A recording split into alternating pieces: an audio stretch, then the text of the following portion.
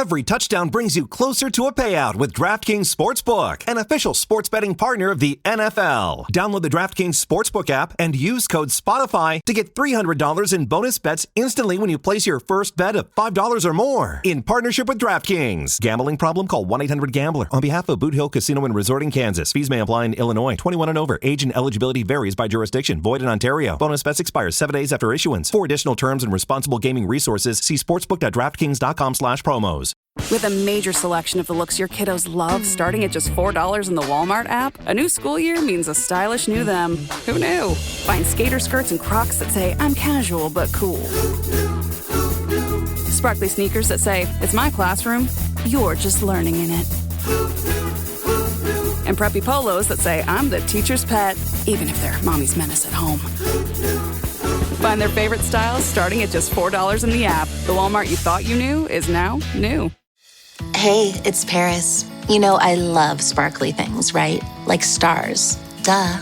And thanks to Hilton and AutoCamp, I just slept under them. Picture me serving looks by the fire outside my luxurious Airstream, making s'mores with the kids, while a national park is our backdrop. The great outdoors meets Hilton hospitality. That's hot. Explore all the new ways to stay at Hilton.com. Hilton for the stay.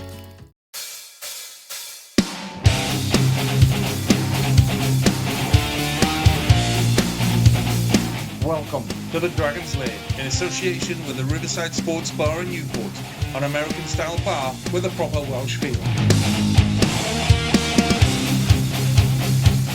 Hello and welcome to the Dragon's Lair podcast in association with Riverside Sports Bar, the home of live sport and great food in Newport. I'm Jamie and joining me for this one is Gareth Clay. Gareth, how are we? All good, Jamie. Yeah, good to be on. Missed it, to be honest. Yeah, we've had a lot of comments. When's the next pod? When you're doing another one? Well, we're back. Calm down, everyone. We are back. We hear you loud and clear. The public has spoken. We are back. This is done a short notice, mind. I'm not going to lie. But yeah, we are back. This is an emergency pod.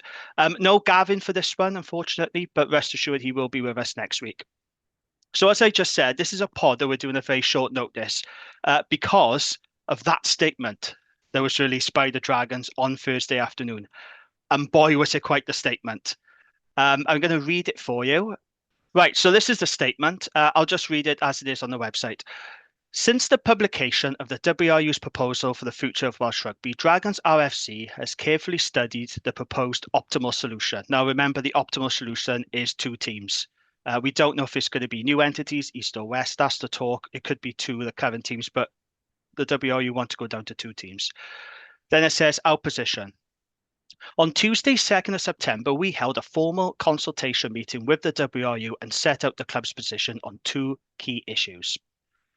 1. No compelling case has been made for reducing the number of professional teams to 2. We remain firm in our view that there is no reason the Dragons can't continue in our current form. The financial and performance data provided by the WRU contained inconsistencies and are based on questionable assumptions. Point 2, the governance structures outlined by the WRU are not acceptable. Rugby and commercial operations cannot be separated, and the Dragons will not sign up to a model that gives us no control of on-field performance. The Dragons is a stable, sustainably run club. Having signed the WRU's professional rugby agreement earlier this year, we have financial stability and a clear plan to drive improvements in on-field performance. Our confidence in our position has been reaffirmed by advice from our expert, global recognized legal consultants. Then it says next steps. We are committed to further discussions and will continue to participate in the ongoing consultation. But our position is clear. The WRU must change course. In the meantime, we have begun discussions with our stakeholders, including community clubs, fans, partners, many of whom have also expressed their hope that the WRU will recognize that they need to rethink. And then there's a quote from David Wright, who is, of course, the chairman of the Dragons. He said, "We are extremely disappointed in the initial proposals. They simply don't add up," he says. "We will continue participating in a consultation and we want to find a solution. We are committed to securing a positive future for Welsh rugby and for elite rugby to continue in Gwent, but there is no way we can agree to the proposals as they currently are. Welsh rugby deserves better. and the WRU must rethink. Wow, there we go. What a statement. Shots fired. Oof. So there you have it. We wasn't expecting that, was we, on a Thursday afternoon? No. Gareth, what's your reaction to that statement? I think pride was my overarching feeling. I was really proud that the club have come out fighting. That's what I want to see. They've managed to like capture how so many of us feel, but managed to put it in a very concise statement. But it's very powerful. They haven't wasted words there. And I think some of the points we'll touch on, a few of the details are really important.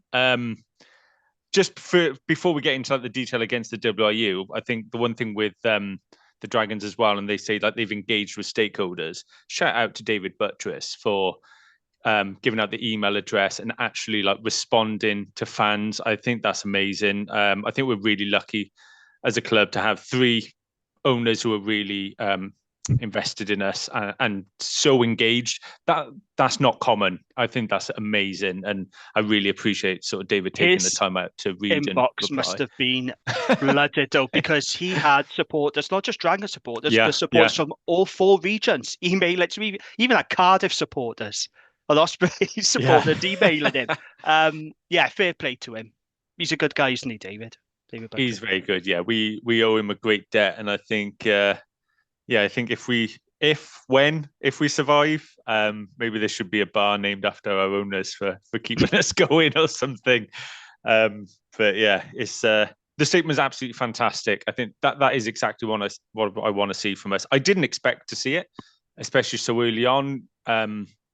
But it's really powerful. And I think they've hit the nail on the head. And I feel like the response online from what I've seen has been really positive across the board. Other regions are calling for their clubs to come out with something similar in line with us, which is good to see. What were you thinking when you seen it? Yeah, like I said, I was a bit surprised. Did not see this coming. I think it's really, really good, actually. And I'm pleased that we're fighting our corner.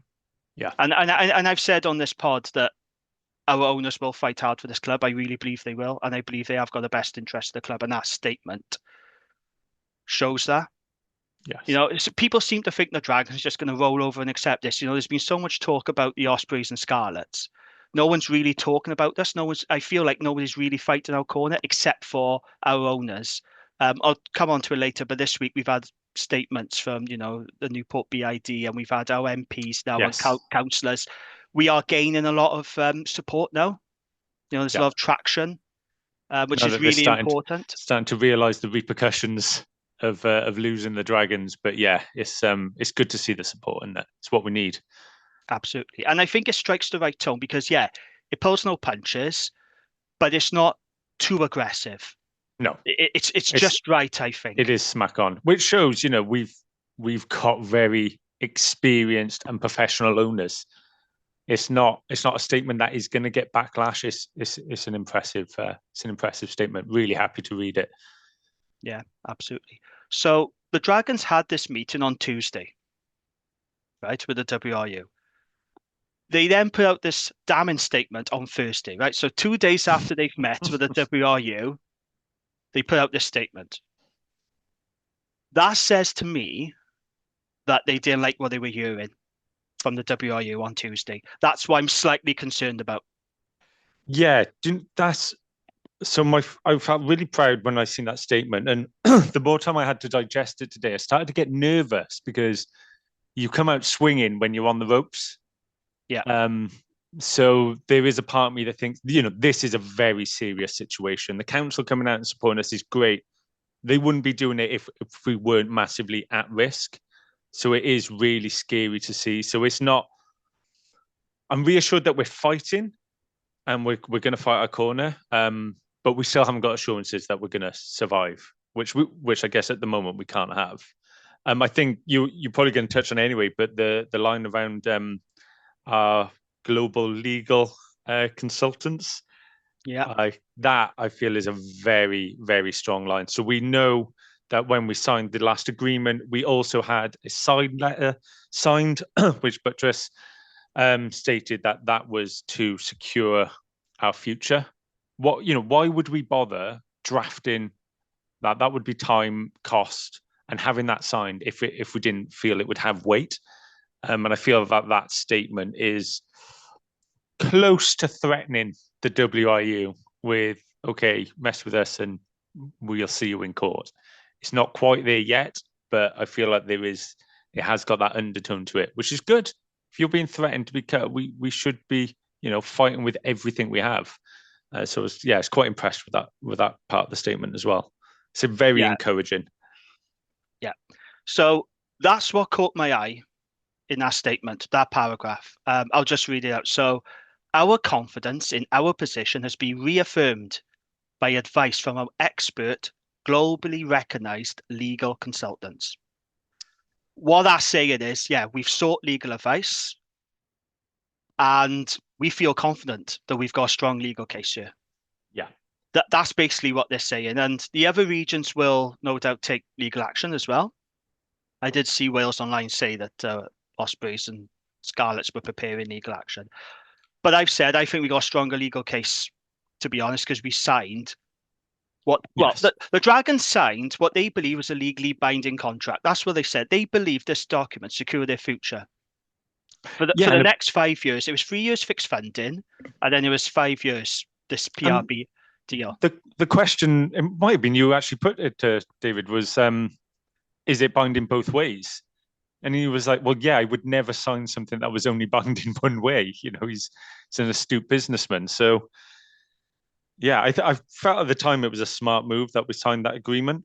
And obviously that side letter. So, I think any ammo that we can use to survive, we're going to use, aren't we? So, smart work. I've seen people, supporters saying, oh, well, it looks like that deal wasn't worth the paper it was printed on. No, it was a legally binding contract. It has to be worth the paper it was printed on. Yeah. The Dragons signed a legally binding deal. They submitted a side letter with legal advice that the WRU accepted. So when people say, oh, it wasn't worth the paper it was printed on, well, no, it has to be. It has to count for something. Yeah. And I think this is where I think the Dragons have slightly more leverage than the other teams when they're launching legal action. Because it has to, right? If you're saying a legally binding contract, it can't be just like, oh, yeah, we'll forget about that. Yeah. You're being cut. It's like, no, we signed this deal because we believed that we had a future and we had fixed funding and we had 5 years at least. And now you're taking it away from us. It can't work like that, surely. Exactly. And the side letter, again, why would we draft that to give a security if it wasn't given a security? It's not, they didn't ask me to write it, who hasn't got a clue. These are businessmen with a lot of experience. I'm sure, the legal teams that they've got to write these things, this can be a watertight document. So, it does give me hope. I still have hope that we're going to survive. And I thank our owners for that, really, that I've still got that hope. Yeah, because I remember reading, and I think I read out David Wright, well, his comments were to the Argus, and he was saying, look, we've all run multi-million-pound businesses. We've all dealt with legal teams. So they're not daft, our owners. They didn't just blindly sign an agreement. We knew they had concerns. Yes, exactly. They had a lot of criticism for signing at the time. But then when we spoke to David Buttress, he confirmed, we had concerns. But they were satisfied those concerns were met. Now, obviously, Ospreys and Scarlets were not satisfied, and that's up to them. I get it. I'm not criticising them for not signing the deal. But I'm kind of glad that we have signed that deal because, for me, I think we've got slightly more leverage now. And I don't just buy this idea that, oh, well, it doesn't mean anything. It's not worth the papers printed on. No, it was an agreement. It was an official PRB agreement that the WRU set and the Dragons signed in good faith because they believed they were going to continue for the next 5 years. It was 3 years fixed funding and 5 years, wasn't it? That was the deal. Exactly. And the WRU just want us to forget about that now. And I don't think the WRU want a messy court case. One, they're not going to have the financial backing to do that, and it's just not good. I mean, it's essentially Welsh Rugby Union it's the people's game. They shouldn't be we shouldn't be in court over it. Let's hope it doesn't come to that, but it does feel like we are in a position of relative strength given the current situation in Wales. It was also great in the statement as well, calling out that there's sort of misinformation. I mean, some of the things in that document from the WRU, my eyes were bleeding reading through it. I mean, saying that there's 3 pro-South African sides and things like that. I know. Where have they got this info? Like, Who's proofread it? And how much does it cost to put all that together? One absolute shambles. It's an absolute waste of money. That is appalling. I couldn't believe what I was reading. The hypotheticals in it. Again, I'm really glad that the Dragons have called that out because it's just not based on anything. There's no factual evidence to support that two teams will bring sustained success, especially at international level. We can all point to Scotland and Italy. Of course. Never finishing above third in the Six Nations. And it's just, I've actually been slightly pleasantly surprised that a lot of ex-players, a lot of people in the media have come out against this and said this will be the death of rugby. Because I was nervous that people would be like, yeah, we need change. But no, people can see this is not the way forward. There are the one or two journos who are, got their ticket on the gravy train that are maybe still towing the WIU line. But, that's their prerogative. But yeah, there's been a lot of backlash against this. And I'm hoping it's a lot more than the WIU thought they would get, which might make them reconsider. And if you're sat there at home unhappy and you listen to this, tweet the WIU, get online, voice your opinion. Like, don't be quiet about it, because if we're gone, you won't have another chance to voice your opinion. So voice it whilst you can. Well, speaking of voicing opinions, the WIU put out the public consultation survey on September the 1st. What an absolute shambles. Have you filled it in? Did you do it? I did, but I've never been so annoyed about filling something in all my life. I couldn't believe the leading questions. Just they're not trying to gather information there. They're just trying to get data to manipulate to push their own narrative. It was embarrassing, let alone the formatting and everything of it. That was just poor. Again, how much does this cost? But they're not going to gain anything by it besides being able to publish a bag of lies. Yeah. The questions were loaded, and they were ridiculous, some of them. Do you want successful regions? Do you want successful? Well, yeah, we all want that, obviously. Do you agree change needs to happen? Well, yeah, again, we know that. But there was no questions about the models. We didn't get an opportunity to air our opinion on which model we preferred. There was a bit at the end where you could write a statement, but that was limited to so many characters. There was one question on it. It was absolutely absurd. They asked you to allocate a percentage to each ridiculous. area of the game, like grassroots, international, pro rugby, women's. I'm reading this thinking, this is just absolutely ridiculous. Absolutely ridiculous. I thought that was the worst question of the lot. Yeah, I felt like, oh, brilliant. The WIU are giving me a chance now to voice my opinion and relay how I feel. And as I went through it, I was like, why am I even doing this? They don't care. They do not care what any of us think by looking at this. And yeah, you're right. The questions were loaded. Like, they'll just say, yeah, obviously we want better results for the national team. So they can be like, oh, well, look, everyone said they want better results as the national teams. Let's cut to 2. No, nobody is saying that. They're going to manipulate the answers to push their narrative. And it's just, it's unacceptable, really. Yeah, that's exactly what they will do. I was really annoyed. I finished the survey later and I was like, what an absolute joke. Yeah. I think it's insulting to the people that was filling those surveys in. Yeah. The leading questions and just, they know exactly what they're doing at WRU. It was very cynical, wasn't it? Cynical is the right word. And it's just given me absolutely no confidence in the leadership of the WRU now. No, did you have any? Did you have any confidence in them? I tend to be a little bit optimistic. I did at one point, but that had gone a long time ago. I mean, cutting to 2 teams is just absolutely absurd. It's so ridiculous. I find it hard to even bother arguing it because it's just so absolutely insane. Where are people going to play? Oh, this just the amount against it. It's a pretty comprehensive argument to not go to 2, and I just think the WU have to listen. If they don't, it's absolutely embarrassing. Yeah, I'm sure the other regions will put out a statement in due course. We know that Lance Bradley has been busy on social media promoting St. Helens. Scarlets have been making a lot of noise since House of Luxury came on board. Their chief experience officer, Simon Kolowski, is an interesting character, to say the least. Coming out with stuff like we tend to go with his blood on the streets. What else did he say? He said we like to get in when everyone else is getting out, and we like to get out when everyone is getting in. It's all a bit too David Brent for my liking. I'm not going to lie. Cardiff aren't going to say anything controversial because they are owned by the union, so they have to tread carefully. Yep. But we are the first team to officially come out and say these proposals don't add up and it's unacceptable. And Welsh Rugby deserves better. And I think that's really good that we've landed the first blow. Yes. I think that's important.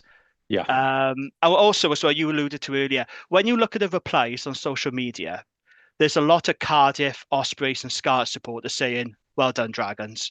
Yes. And I'm seeing a lot of messages from people saying, "I wish my club would put out a statement like that." In fact, I had a message from Hugh Griffin, who does the Soft Sponsor Side Steps pod. He said, "I wish Scarlets had put out a statement." Maybe they will in time, but we've got there first. Like I said, we've landed the first blow. I think that's really important. It feels like a significant week for the Dragons, doesn't it? So the Newport Business District, they put out a statement. They've said removing professional sport from the city centre will have a chilling impact on the local economy and could sound the death knell for parts of the hospitality sector, which will see the loss of regular trade almost overnight. Yeah, very true. Yeah. Newport East MP, my MP, Jessica Morden, she's lent her support to the Dragons. She said, if we lose Dragons in Newport, our communities will lose vital services that people depend upon. Without the Dragons, those community initiatives face closure, removing essential support systems for families, the elderly, and vulnerable residents. And this will no doubt impact on other public services. Absolutely right. I think the community aspect is being lost on this because all the regions do good community work, but yes, I know I don't want to annoy supporters of the other teams, but I think our community team is the best. Well, we've won UK national awards for this, so we won a URC award. Yes, for our community work. We do outstanding work in the community. The sporting memories, the kids camps we do, Ramadan rugby, the elderly care that we do. They work their bollocks off, the community team. Mike Sage does a brilliant job. Yes. But like I said, it's won countless awards. It's a very, very good community team, and people rely on those services. And if that's gone, these people rely on those services, and if it's gone, it's going to be devastating for them. And again, I just don't think the WRU are thinking about that. They're not thinking about the wider impact. It's not just about the team. It's not just about results. It's going to have a serious knock-on effect. And yeah, the community aspect. I think we do the community work so well. Yeah, and like you touched on, all the community work we do there is absolutely amazing. And then the other touch points, like the footfall going to games. There's people like small independent businesses that will rely on the footfall of match days. Whether that's people having coffees or bite to eat or lunch, or having pints in town. I know with my friend, one of the main reasons we ever go into Newport Centre is if there's sport on at Ronnie Parade, whether that be Dragons or Newport County, and we're spending money in town. Without that, there's just less reason to go into town. And it's going to it'll be the final nail in the coffin, I think, for Newport, which again just has that knock-on effect everywhere. It's really sad. So it's good though that the councillors have finally come out and voiced this. Again, it does show how serious this situation is. But I'm glad they've thrown their weight behind it. I'm not sure what else they can do, but if there is anything else they can do, they should be right. I think they should be writing to the WRU, not just putting out a public statement.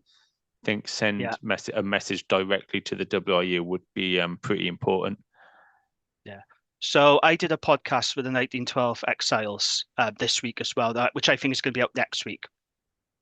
We recorded it in the Riverside, who sponsored this pod. We spoke to Dan, the business owner, and he's worried. He's worried that if the Dragons go, it's going to have a severe knock-on effect for his business. He fears he could be even out the business if Ronnie Parade goes altogether. And it's really worrying. The hospitality sector is struggling as it is. You take professional sport out of the city centre, which is already struggling, let's be honest. I always like to be positive about Newport, but there are pubs closing. And it's... when the steelworks closed in Llanwern, And everyone Yeah. said that was the start of the decline for Newport, wasn't it? Because nobody was spending money anymore. Yeah. I feel it could have a similar impact. I think if you took Ronnie Parade out at Newport, if it's gone and there's no professional sport, I think it'll kill the city centre. I think it'll kill Newport Yeah. massively. Yeah. I agree. I just think how a business is going to thrive. It's like a focal point of a city centre. I remember reading a stat, and this was quite a while ago, when Swansea City were in the Premiership. It was worth £30 million a year to the economy in Swansea, outside of the football club. I mean, that is an outrageous amount of money being spent. I know it's not quite getting Premiership crowds, but it is huge to an economy having a sports team. And if you lost the Dragons and that knock-on effect to lose the county at Rodney Parade, well, it'd essentially be the death of the county as well, wouldn't it? To not be at their home ground at Rodney Parade, where they get a good atmosphere because of that good football. You get people going over from town.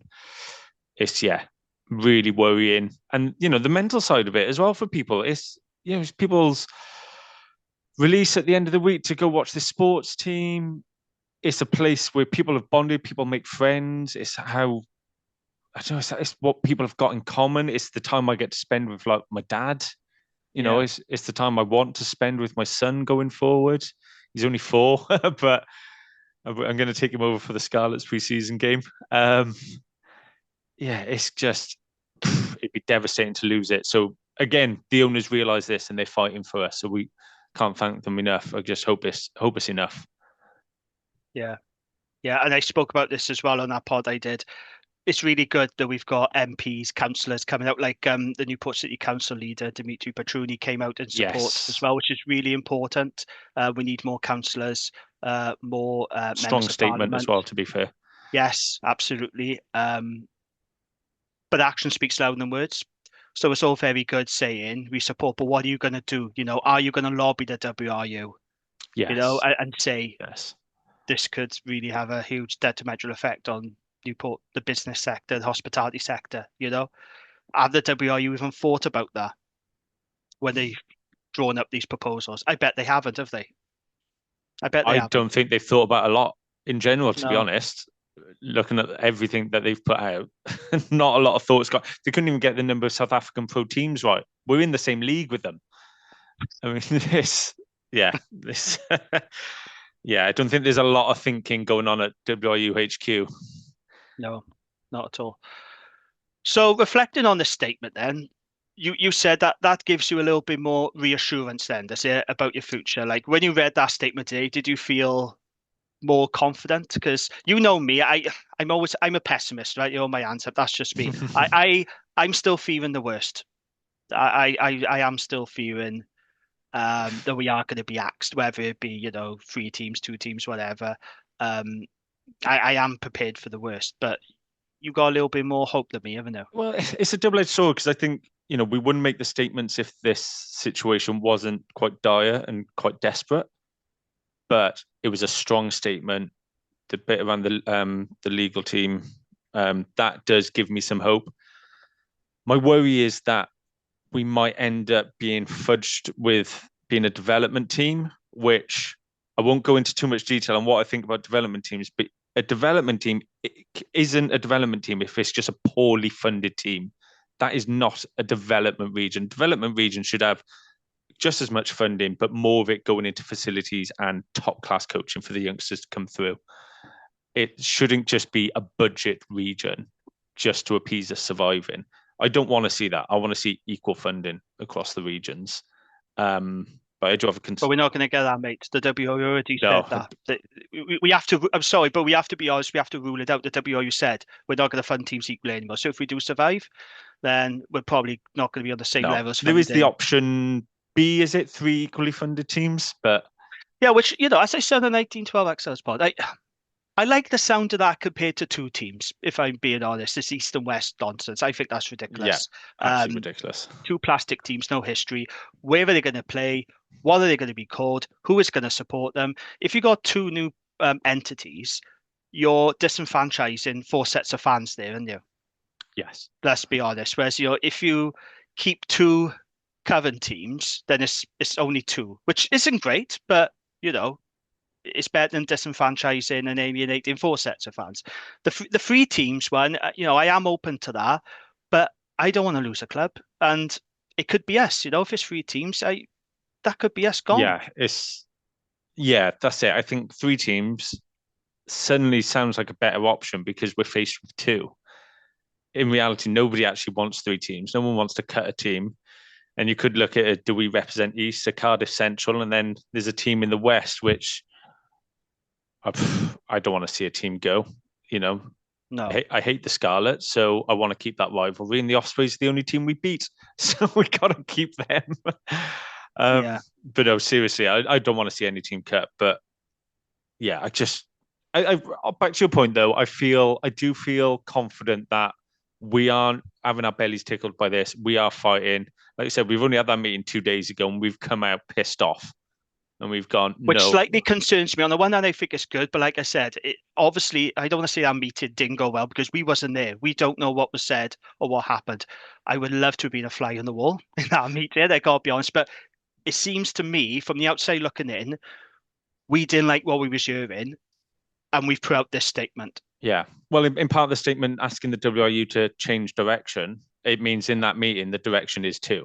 Which we know they've already said is the preferred, but they've obviously said solution. That's what they've said in that meeting, yeah, we want 2. And we've just gone, well, no. And I imagine the Scarlets and the Ospreys are both going to come out of that meeting feeling the same as us. Yeah. Cardiff are WRU owned, and they're the only safe team anyway, aren't they? So I don't think they massively. Well, they're not safe if it goes to brand new East and West, are they? Because they'll be rebranded. I think I can't see them just staying as Cardiff. I think if they're going to do this East and West, they've got to completely rebrand and start again, even though I think it's absolute nonsense. But even then, it'll be played out of Cardiff, won't it? Yeah, you'll still get pro rugby in Cardiff. But what I'm saying to you is it might not be Cardiff Rugby now as we know it. It might be a completely brand new entity, which if they are going to go down this wretched route, maybe that's what they're better off doing. Have you honestly seen anyone think that's a good idea? Yes. I've seen certain columnists. Oh, right. Yeah. On the gravy train. I have seen accounts on social media, like Project Reunion and all these other ones thinking it's great. And I don't want to name names of these people, but we do have your names. And if we survive, you're not welcome at Rodney Parade. Yeah, there are some people who are open to this idea. But will they actually go and watch them? Will they actually buy a season ticket? Or are they just talking shite on social media? Because that's the easy thing to do. Because I can remember when they dropped Newport Gwent, you had all these people on social media going, oh, I'll go and watch the Dragons if they drop the Newport game. Drop the Newport game. I'll be there. Did they come? No. It was posturing on social media. It's a load of bollocks. So when these people say, yeah, I can get behind that, I support that. Will they really? I'm not going to buy into it. But if that makes me weird, as one columnist said, if that makes me weird for not buying into it, then I'm sorry, no, because I don't want to lose the team I support and the team, they're my local club. I don't want East Wales. That means nothing to me. Who says they're from East Wales, right? We all know someone from West Wales. And you say, where are you from, mate? Oh, yeah, I'm from so-and-so, like Carmarthen in West Wales. Nobody ever says, oh, yeah, I'm from East Wales, do they? Have you ever heard anyone say, I'm from East Wales? Yeah, I've never, ever said it. No. You say you're from Cardiff, Newport, or wherever. Nobody says East Wales. West Wales is a thing, but nobody says East Wales. It's just, I can't get behind it. And that journal calling fans who are opposed to losing their beloved club that they might have vested in for the best part of 30 years, weird and strange, is just probably not the best use of their time or influence online. Whether they think they're trying to do it for good or not is like them to maybe take a second look next time they decide to tweet calling fans weird. The ones who are essentially funding the game as well, the paying fan. That's what the WRU, I think, are overlooking. Like, you're going to alienate all the people who are actually supporting Welsh rugby and putting the money in and going to support these clubs and buying the jerseys and going to the community things. You alienate that. Like, what's actually going to be left? You can't support the national team on armchair fans. It doesn't bring in the money. Yeah. No, I think the problem is if you're not invested in a team, if you don't support any of the regions, I think it's difficult for them to understand what it means to not have these teams anymore. Like, we're invested, aren't we? You know? Yeah, So true. for us, losing the Dragons, that would be disastrous. And for fans of the other regions, they can't bear the thought of losing a team. But if you have no affiliation to any of these regions, then it's easy for you to spout this stuff on social media without having any understanding of what it's like to lose a team because you're not invested. So you probably really shouldn't be saying this stuff, really. No, you're spot on. But even then, these people should also be able to understand that two teams, there's no evidence that brings success at a national level, an international level. Like, we know it doesn't. You mentioned earlier, Scotland. You know, they've won no Six Nations Grand Slams or championships. So whether they've got skin in the game there, they should be looking at, if they want it to benefit Team Wales. Well, that's not going to benefit Team Wales.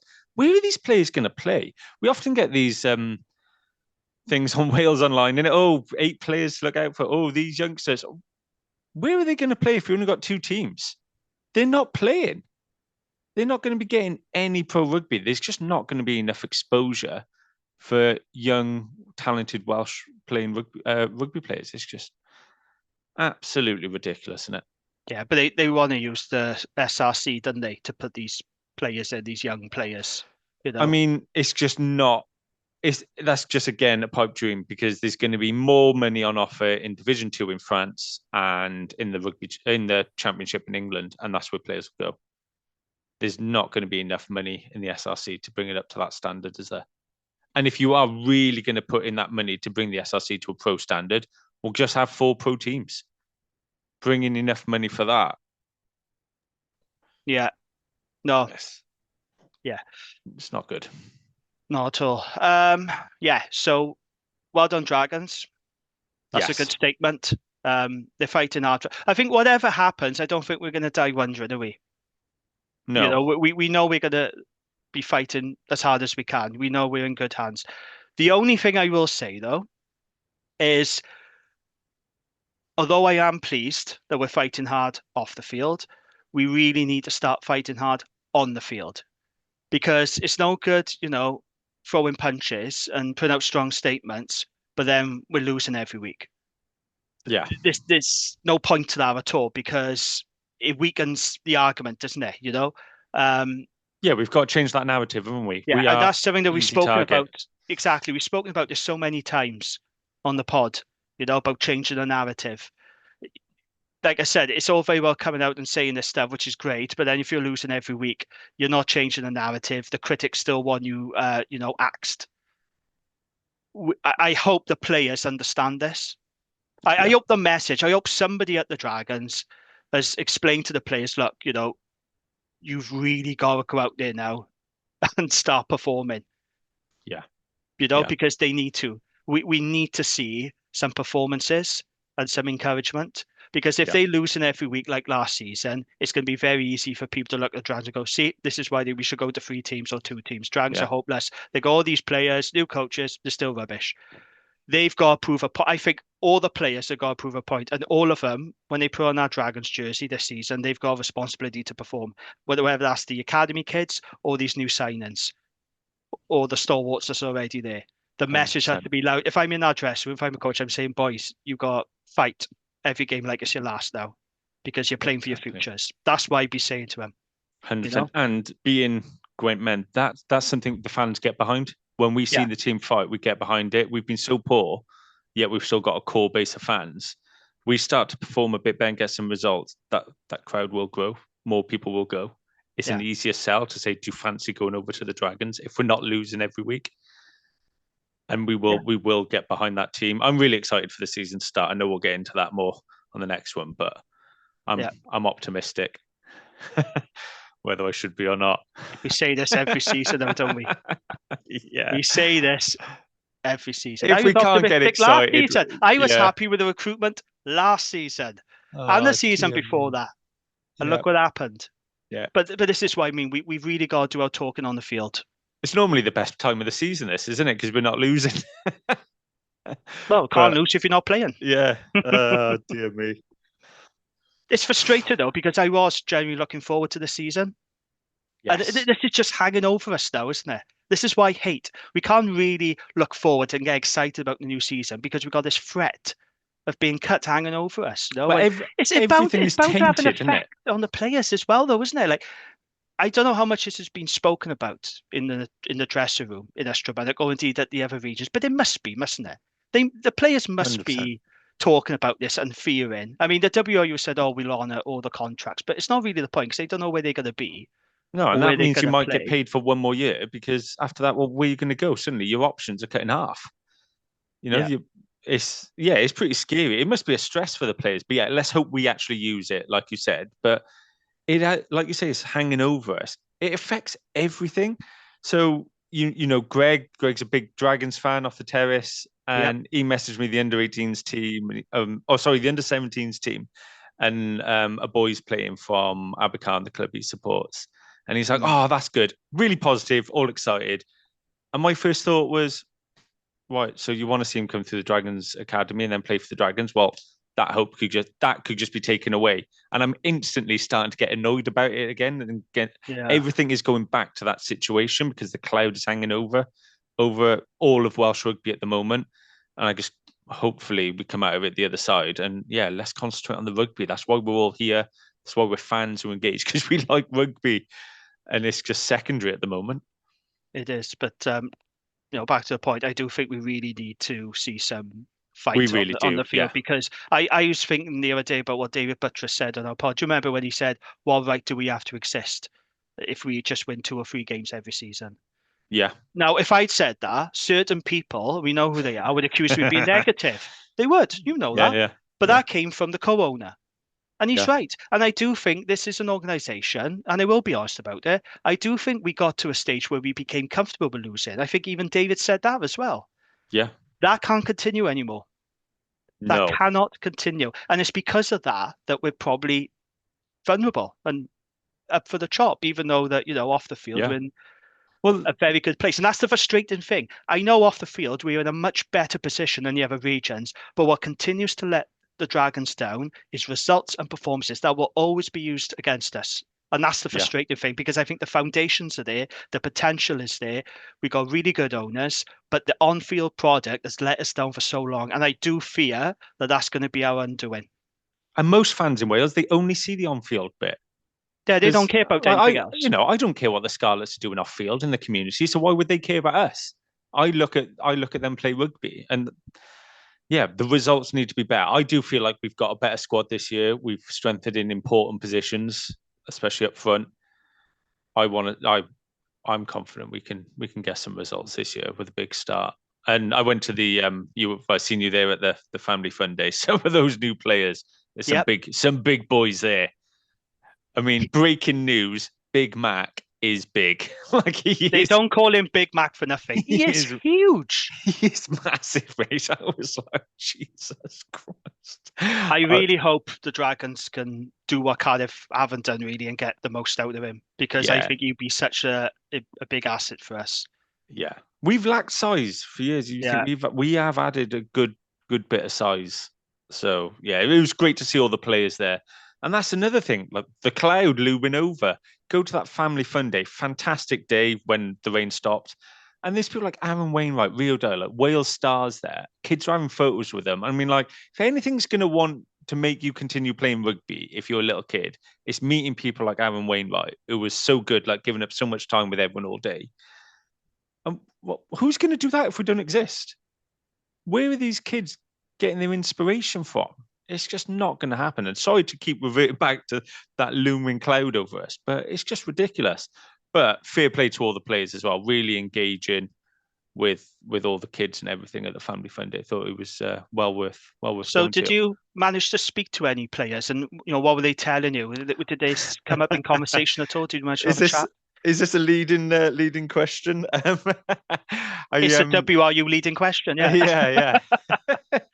So yeah, I did speak to a few different players. They were all great to chat to, and from what I understand, pre-season, as usual, it is going well. Sounds like Dale, the new coach, is bringing a lot of detail to the side, which I think we've probably missed in the past. So people really knowing their roles and what to do in certain situations, which Yeah. I think when we watch the Dragons, we all agree we don't always know what we're doing. Well, I think it will help our defence if we actually have a defence coach, wouldn't it? Yeah. That would be a good start. Yeah, we're going from no detail to something. So Yeah. yeah, I think And I thought the interview with Dale was really good, actually, that the Dragons posted. Seems pretty good guy. But yeah, the exciting news. I spoke to Funaki. First of all, the guy's built like a bus. He is wide. Like he looks like a seriously strong So, man. can you confirm he's real? Because He Gavin is thinks real. he doesn't exist. He's a hologram. He's an NFT and all this stuff. Yeah. So, you've met him in person. You can officially confirm that Yeah, he is shook real. his hand like Right. he was physically there.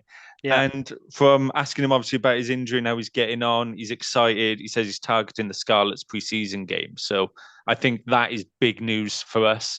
I think having Funaki back as a big big ball carrying back rower, that's exactly what we've needed. Especially like when we could be missing Wayno. Like, look, let's not expect him to be 100% first game. He's had a long time out and he might take a bit of time to get his best form back, but great to have him as an option throughout the season. And we've got a lot of options in the back row. So I don't think we desperately need to force him at the start, but really good that he's back. Spoke to Kai Evans as well. He said he's back training with the group and will be targeting October to be mid to late October. Oh, that's good because Chris Kerwin selection. said he wouldn't be available to like December, I think he said. Yeah. So I was really pleased.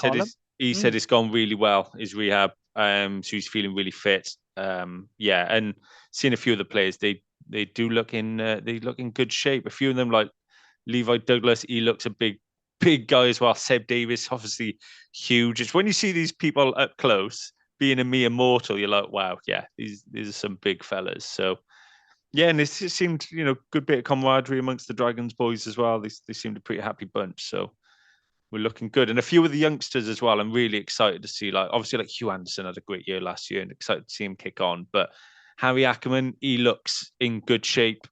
He's bulked up a bit, hasn't he? I've noticed. Yeah, I think he's looking good. And I think he's a player that I'm really excited by. He's had some terrible luck with injuries, but he's so young.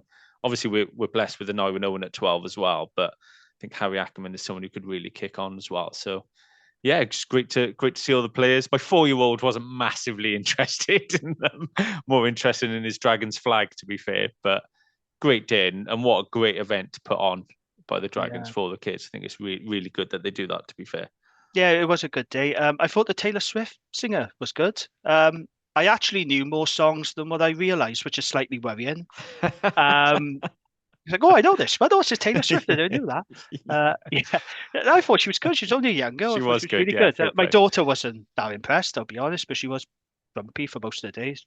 Don't know why. No, it was a good day, and like I say, it's nice to see you, and it was well attended, and we do these things really well, don't we? I saw some county fans say as well, why don't we ever do anything, like this? And no, it's good. It was a good day, and yeah, I am looking forward to the season. I am optimistic. I just wish we didn't have this. Yeah.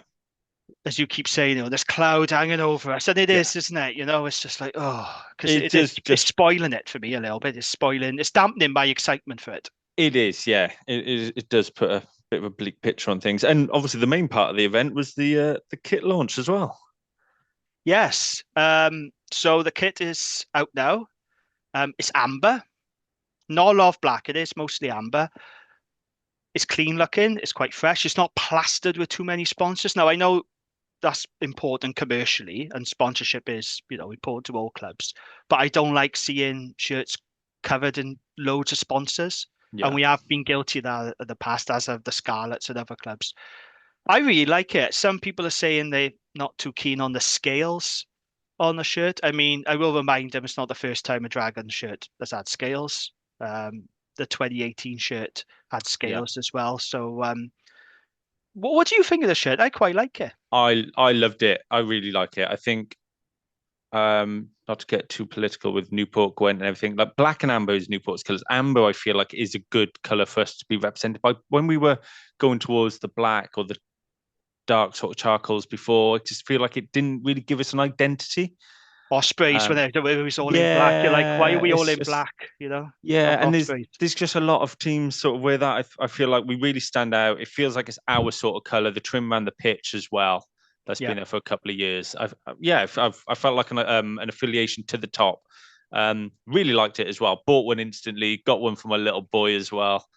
Nice. He had it on straight away. I think it's a lovely kit. Like you said, it's not plastered in too many sponsors. I mean, trying to get sponsors with everything going on must be absolutely. Imagine trying to sign a deal with a sponsor and not knowing if you're going to exist. It's mad. I think it's one thing if Welsh Rugby can get a bit more stable sponsorship. One big sponsor would be. But I should point out the Dragons and the other regions are still, getting sponsorship. We've just signed a deal with St. Joseph's Hospital, I believe. Yes. Sponsorship deal with them. So we are still. I think Cardiff today announced Ron Skinner and Sons sponsorship. So we are still getting our sponsorship. But I know what you mean. I think going forward, the uncertainty, it is probably off-putting to a lot of sponsors. Yeah. They just don't know what's going to happen. No. But I think the kit was great. They had Aneurin Owen, Ryan Woodman and Hugh Anderson up on stage as well, all looking good in the kit. Probably all looking a bit better in it than a lot of us are going to be looking in it after a couple of pints in town. But it's really nice. So excited to get over and the sea of amber on the terrace. Yeah, I really like it. There was a lot of grumbling from Gwenties in particular about on the video it said made in Newport, and that they didn't like that. But I just think, look, this is a Newport-based team. They play a Rodney Parade. Rodney Parade is their home. Newport's our home. We're playing amber, black and amber. It's just the way it is. You don't have to buy it. You can buy the away shirt, because I'm pretty sure the away shirt is going to tap into the Gwent thing more, because that's what happened last year, wasn't it? It was like Monmouthshire blue, and they did that video, didn't they, about the history of Monmouth. It's exactly that. I'm pretty sure the Dragons actually tweeted when somebody mentioned the it being affiliated to Newport and being like, well, wait for the away. And actually, a couple of the players told me that they love the away kit. They're like, "Wow, the away kit is the one to get." I had to go and get the home because I like that. Yeah, I think it is our sort of colour. I do like the amber, but I think the people are pretty excited about the away, which I believe comes out on the weekend. Oh right, okay. I think we're wearing it away at Hartpury. Oh right, okay. I think that's going to be the launch. Interesting. As long as it's not grey, I don't care. I hate grey kits. I hated that grey one that we did. A couple of years ago. I really didn't like that. We do a lot of good kits, though, to be fair. I think VX3 have been pretty tidy with us. I think we've and the county. I think VX3 did a fantastic job for Dragons and Newport County. There's only two shirts I haven't liked since VX3 took over. One of them was that I just mentioned that grey kit, because I hate grey. It's bad luck. I just think of Man United when they wore that grey kit. Honestly, grey kits are horrible, and I hate the colour grey. And I really didn't like that eco green, forest green Rovers knockoff that we had. I hate it. I know it's for a good cause and all that. Eco Dragons. I understand what's going on there, but I hate that shirt. Horrible. Yeah. Did not like it. Forest Green Rovers. Can't be doing can't be doing with Forest Green Rovers, sorry. Yeah, in general though, I do think we have churned out some good stuff, and obviously the retro one that you're donning now is a good one as well, to be fair. I don't know if we get another one of them this year. I don't know. But I like this because it's so comfortable. Yeah. And you know it's gonna last. A good cotton rugby shirt will last 2 years and years if you look after it. Yeah. So I probably will buy. Well, I do want to buy the polo shirt and the t-shirt, the black and orange, which I think is really nice. The black and orange nice. ones. Yeah. I probably won't buy the shirts because I don't really wear rugby shirts like that. But I prefer the leisure range. But this one I think I'll keep. Nice. For a long while, it's good. It's good. Right, okay, I think we've covered that now, the statement and the kit. So, we'll see what happens. Dragons come out firing. I'm sure the other regions will as well. And let's see what happens. It's Welsh Rugby's going to get pretty interested as they over the next few weeks. Yeah, me. Oh, dear. Just before we move on to news, then, if you like what we do, please leave a review on Apple Podcasts and Spotify. A 5-star review will get you a mention on the pod. Not 3, not 4, not 2, 5-star. And if you prefer to watch, you can watch us on YouTube, on the Rap YouTube channel. So, get involved and leave us a review. That would be very nice indeed, because it helps us out. Right, brief bit of news then. So Dragons have brought in a replacement for Dane Blacker, and this Irish scrum half Niall Armstrong from Exeter Chiefs. 25-year-old Belfast-born scrum half made 20 appearances for the Chiefs and will now contest the number 9 jersey with Wales international Roger Williams. Dragons said they were over the moon to sign him. Oh dear. Oh dear. And boy, did they like using that, didn't they? In their emails and their Yes, social. they We're did, over the moon. yeah. It's like, yeah, we get the dragons. We get the punt. Yeah, we Oh, get dear it. me. Um, I don't really have any thoughts about this because I don't know Niall Armstrong at all. He's not a player that came to my mind. I don't watch much Exeter Chiefs. I can't tell you if it's a good or bad sign, and I don't really know anything about him. Do you? No, not a player I was massively aware of. Probably fits the sort of age profile. Well, maybe someone a bit more with a bit more experience. But I've seen a couple of comments online saying, "Well, what about our two youngsters? I mean, you need four scrum halves. If Rodri's away with Wales or Rodri gets injured, you can't then just have two youngsters. Because if one of them gets a knock, honestly, who's playing? Like it's you need Yeah. four scrum halves. So I'm glad we've added another senior option. So I think it's not going to be costing us the world. Probably, hopefully, a smart bit of business. But let's hope really that one of, if not both of our youngsters, kick on and put some good pressure on to get in that 23. That's what we Yeah. really want to see. But I thought we were going to go for a more experienced option, though. I have to be honest, because this guy is not that experienced. He's not first choice for Exeter. He's only 25. I thought we were going to go for someone more in the late 20s, early 30s bracket. Yeah. But like I said, I've got no opinion on it. I've got no idea. It could be good. I think it's one of those we just have to wait and see how he gets on. But that's not to say that Shea Hope and Morgan Lloyd are out of the picture. Absolutely not. I'm a big fan of both of them. But I think you've got to have a decent experienced backup as well. Yeah, 100%. And the likes of Morgan Lloyd and Shea Hope, they can ply their trade and Super Rugby Cymru, can't they? They're not going to be sitting on the sidelines doing nothing. Yeah. And we got Logan Franklin as well from Wales under-20s. He's a talented prospect. Yeah, I so think we've got some good youngsters there. We have got three good youngsters there, and I think they're quite different as well in their styles. Yeah. So yeah, quite like our scrum half stock. Yeah, no, all good. So we'll see how he gets on. He'd probably feature this weekend for Harper, I would have thought. Some nice news. Friend of the pod, Ollie Griffiths, he's returned to the Dragons as a strength and conditioning coach 9 months after retiring because of a tumour on his spine. So Ollie has been working as a personal fitness coach since retiring, and he's now been confirmed on Philo Tiatia's staff in a part-time role.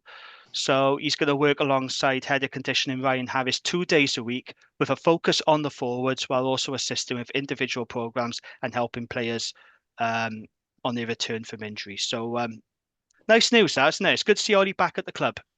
100%. Dragons legend, really, isn't he? I think, we spoke a lot on his retirement, but absolute hero. Great to have him on as well. Yeah, just good to have a guy like that in the building. I mean, the shape on the bloke is insane. Yeah. So, yeah, and I think he's good character to have in the group. Very professional, very driven. So, yeah, can only be a good thing. Yeah, absolutely. Ollie said they've got some close mates here, so it's a little bit apprehensive about how I'd feel coming back as a coach, but the squad has changed a lot since I finished, hasn't it, just? And the squad has changed a lot since I finished. I really enjoyed it. The Dragons have been a part of my life for so many years, and it's great to be back and to be part of the team. Really lovely guy when you had him on the pod. Was you with us for that one? Yes, yeah, I was on for that one. Yeah, really nice guy. Top So guy. yeah, I'm glad to see him back on the pod. Some under-18s news. So it's the championships going on at the moment. So Dragons lost their opener against a strong Cardiff side, 45-35 at the Arms Park. If you haven't seen Lucid prop Rudy Creel's try, please do. What a try that was. I mean, those are skills a Lucid prop really shouldn't have, but that was incredible, wasn't it? Honestly, that little crubber through and the pace. Lewis Rees-Zammit does that and is getting projected onto the face of the moon. Like, that was absolute quality. I was loving seeing that. They're playing some good stuff. They are. And then after that, the Dragons under-18s hosted Ospreys up in Australia, and they won 33-17. Good result. Yeah. So that means Dragons are currently second in the table behind Cardiff, who are unbeaten. I think Cardiff are going to take some stopping, but they've always got good academy teams, haven't they, in fairness? So, encouraging. The future is bright. Hopefully, like you said earlier, you say the future is bright, but then you say that, and then you have to remind yourself, oh, well, actually, where are these kids going to play if we get cut? That is the genuine effect. Like, I watch the highlights of those games, Dragons play. You're like, oh yeah, great. Look at these youngsters, like, it's playing a nice brand of rugby. Then you just think, well, this isn't just going to exist next year, is it? Or the year after? Like, it's just, the club. But to the point. Good to see them. Good to see them doing well. And yeah, that try. If anyone hasn't seen it, go give it a watch. Awesome. Absolutely outstanding. And Winger would be proud of that try, let alone a prop. So it was brilliant.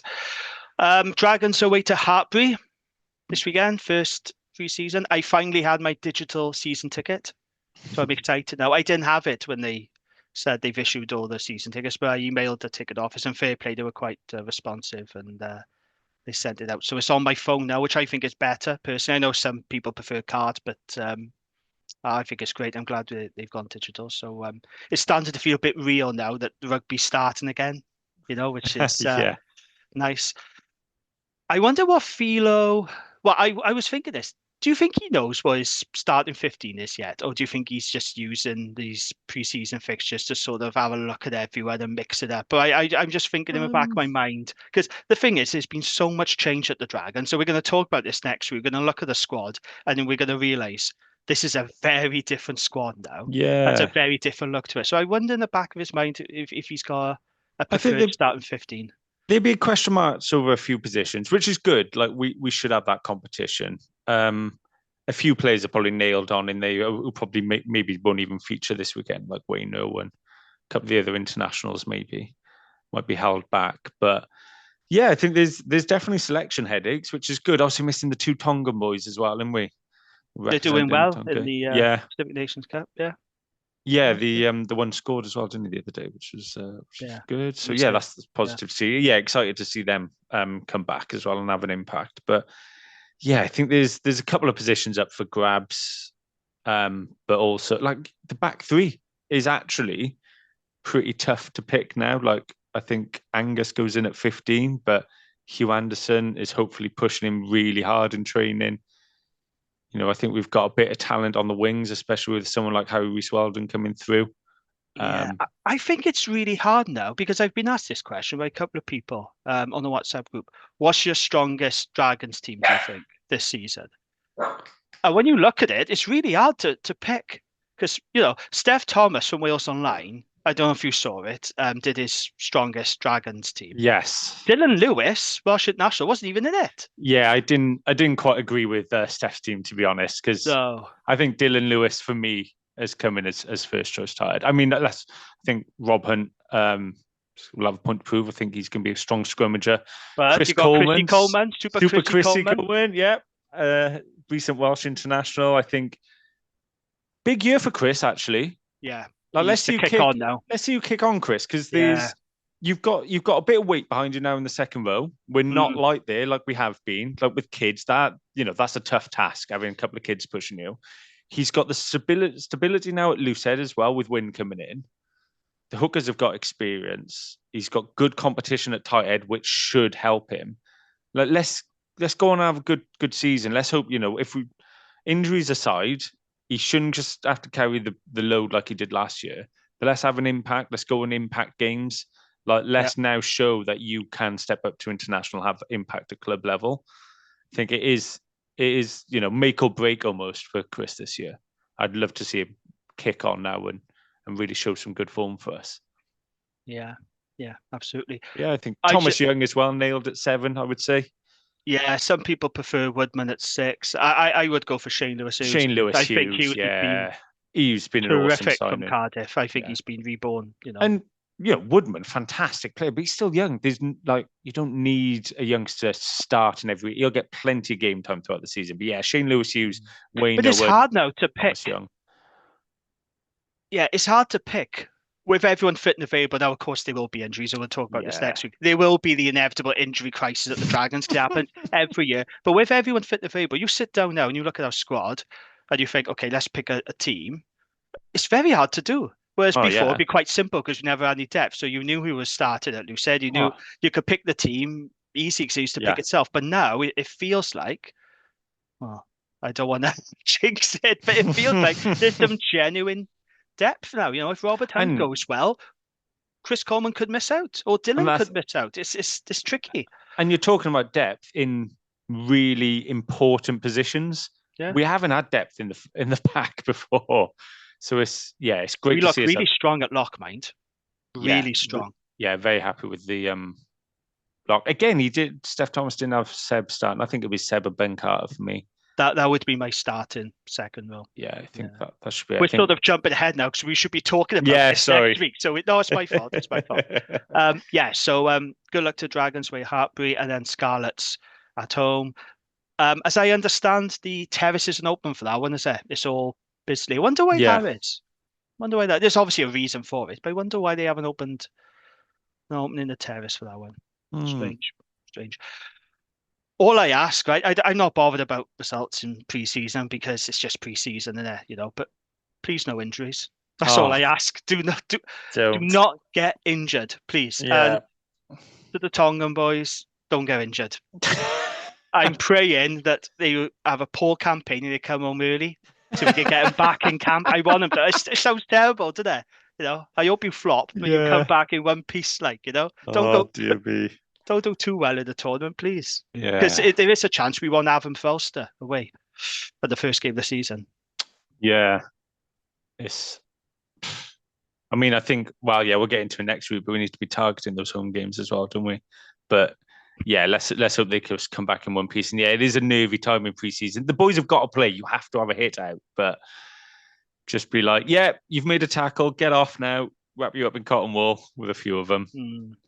But yeah, I'm excited to see how we go. And yeah, it's not about results the next 2 weeks. No, I'm just interested to see the team sheets and what they look like. Because I know last year we played a lot of youth as well, didn't we? Like Owen Conker was playing and we played a lot of kids, but then they hardly featured for the Dragons in the regular season. So Owen Conker, our back row depth, the youngsters we've got coming through in the back row is absolutely amazing. I'm a big fan of Owen Conker. I think he's a very talented young player. He's a very tidy prospect. Said that today on the socials as well. It's his birthday today, isn't it?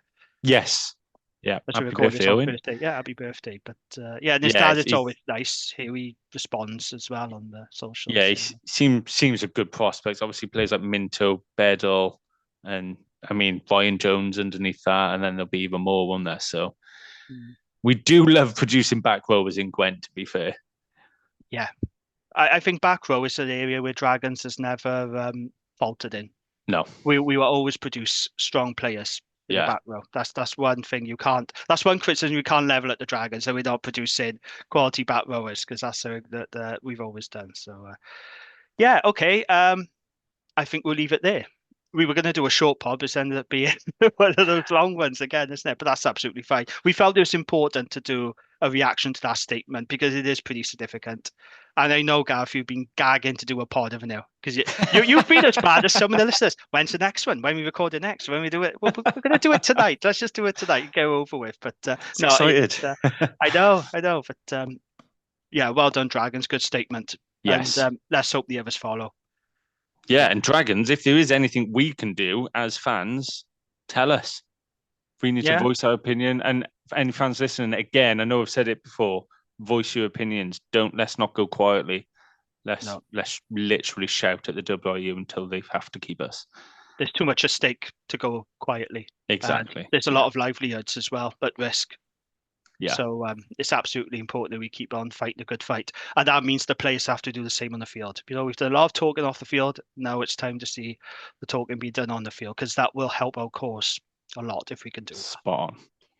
Okay, I think we'll leave it there. Thank you, Gareth, for this Cheers. pod at short notice. And thank you to our friends at Riverside Sports Bar for their continued support of the podcast. Thank you to our listeners. Yes, I know we've been gone a while and you've been asking me when's the next pod. Well, here it is. I hope you're happy now. And then we'll come back next week where we'll discuss the squad in greater detail and do a big season preview. Hoping to have a guest on with us as well for that. So until next time, thank you for listening and we'll catch you on the next one. Ta-ra.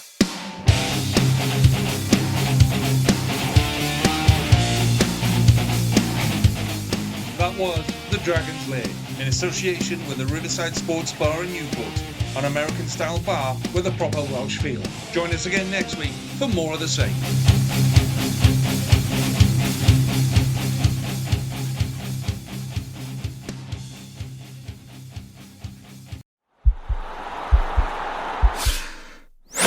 This podcast is part of the Sports Social Podcast Network.